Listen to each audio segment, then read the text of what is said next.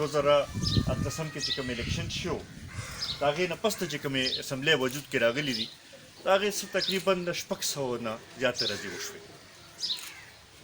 او که وګورو نو زمونږ د صوبې کې خو تقریبا 2 کاله د تحریک انصاف برابر شو وعدې دعوې ډېرې زیاتې شوې وې د کروڑ نو کروڑ خبرې شوې وې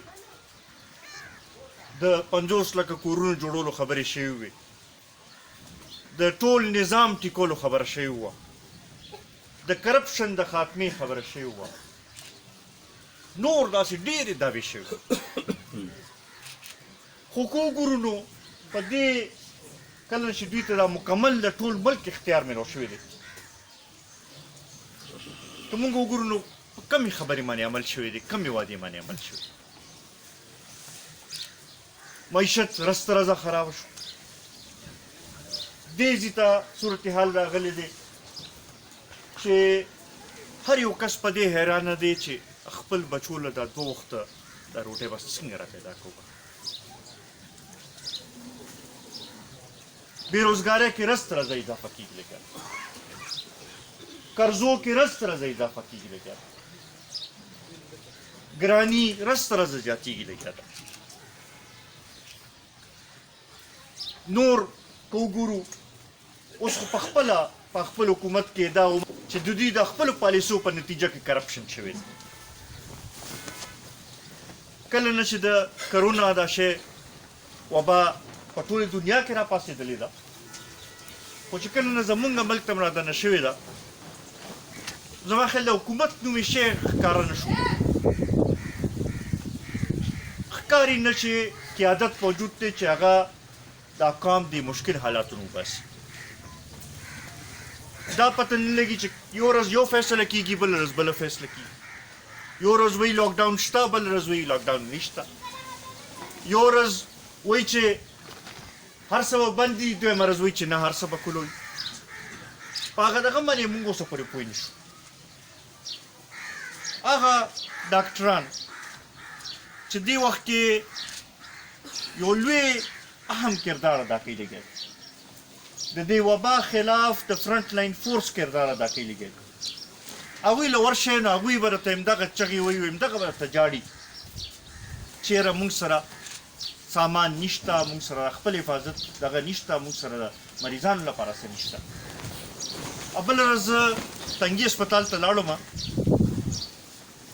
اولته کې چې ډاکټرانو کوم فریاد وکړو زه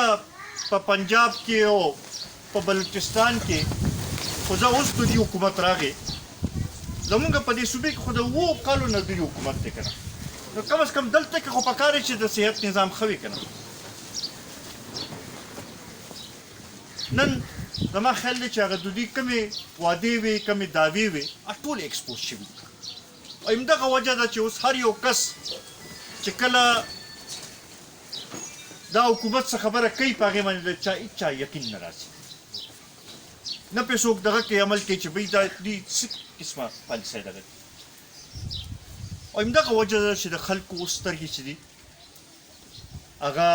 د قومي وطن پارټۍ اړخته دي او ملي رهبر جناب آفتاب احمد خان شیرپور صاحب اړخته دي چې هغوی دا ګڼي چې هغه کې دا صلاحیت شته هغه سره دا تجربه شته هغه دا علاقه خصوصا زموږ خپل دی دغه کې چې وګورو دلته کې که د ترقۍ موږ ته اثرات ښکاري دا کې د هغه یو ډېر لوی لاس دی د تېر یو څو دغه کې وګورئ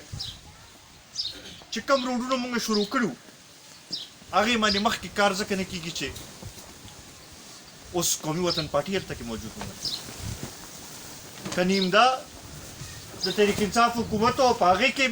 کم طریقې سره چې کار روان و زما خیال په بل هېڅ چاته داسې دغه نه روان زما خیال هغه فرق او دغه چې دی هغه تاسو ته ډېر واضح شوی دی زه خصوصا د شوډاګ یونین کونسل